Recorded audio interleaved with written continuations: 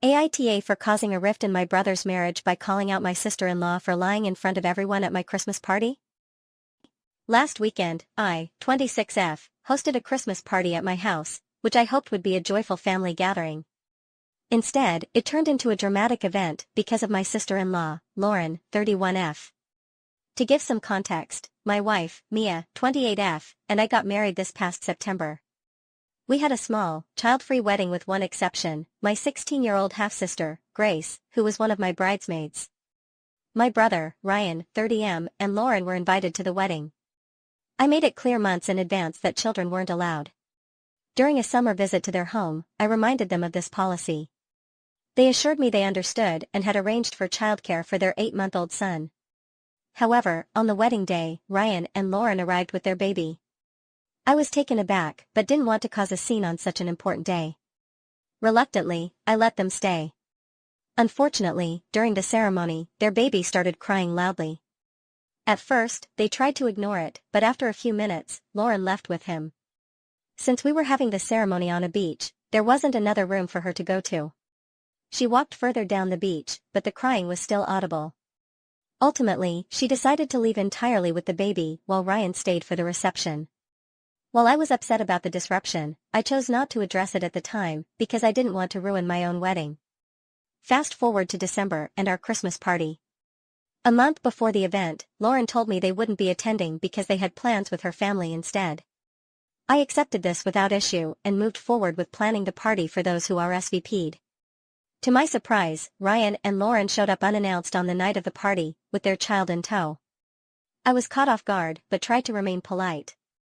I asked why they hadn't informed me of their change in plans since I hadn't prepared enough food for 2 extra guests or their child. Ryan looked confused and asked why I thought they weren't coming. When I explained what Lauren had told me earlier about her plans with her family, things quickly escalated.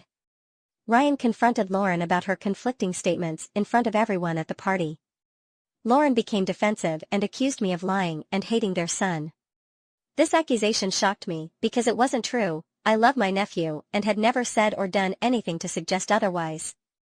Trying to stay calm, I reminded them how accommodating I had been at our wedding, despite them breaking the no-kids rule.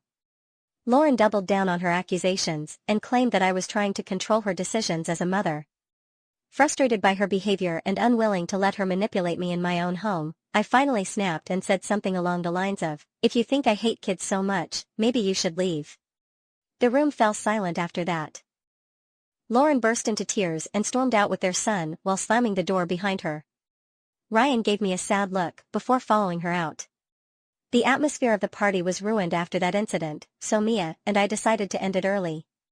While Mia comforted me afterward, I couldn't shake off the guilt of how things had unfolded.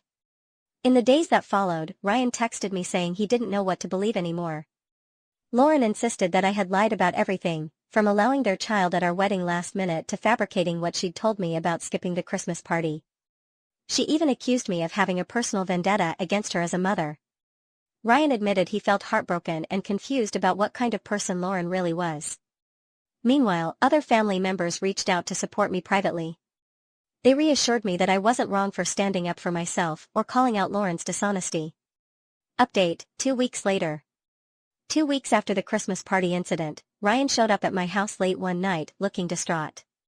He asked if he could stay with Mia and me for a while, because things between him and Lauren had deteriorated significantly. Once he settled in, Ryan opened up about everything that had happened since the party. He told me that after spending some time apart from Lauren following our argument, he confronted her about her behavior toward me over the years. That's when everything unraveled. Lauren admitted that she had always disliked me, not because of anything specific I'd done, but because she was uncomfortable with my lifestyle. She confessed that Mia's appearance and personality made her uneasy and that she'd grown tired of pretending otherwise. Her discomfort stemmed from homophobia, a fact she openly admitted during their argument. But that wasn't all she revealed. Lauren also confessed that bringing their baby to my child-free wedding wasn't accidental, it was deliberate. She hoped his crying would disrupt our ceremony so she could paint me as unreasonable later on. Ryan was appalled by these revelations, but even more so by what came next. Lauren admitted she'd been having an affair for 6 years with an older man named Jason, 42M. She revealed that Jason might actually be the biological father of their child, not Ryan. Ryan was devastated by this betrayal, but determined to get answers.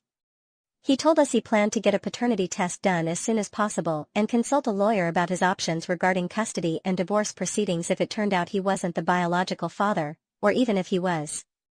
As for Lauren? She seemed unbothered by everything unraveling around her life. According to mutual acquaintances who kept tabs on her social media accounts, she had already moved in with Jason and appeared happy with their child in tow. Ryan has been staying with Mia and me ever since he left Lauren's house that night. He's understandably heartbroken but also relieved to finally know the truth about his marriage, and about Lauren's manipulative behavior toward me over the years. Looking back on everything, from my wedding day to Christmas night, I feel a sense of closure now that all the pieces have fallen into place. While it's painful knowing how much drama this has caused within our family, I'm grateful for Mia's unwavering support and for having other family members who stood by me throughout this ordeal.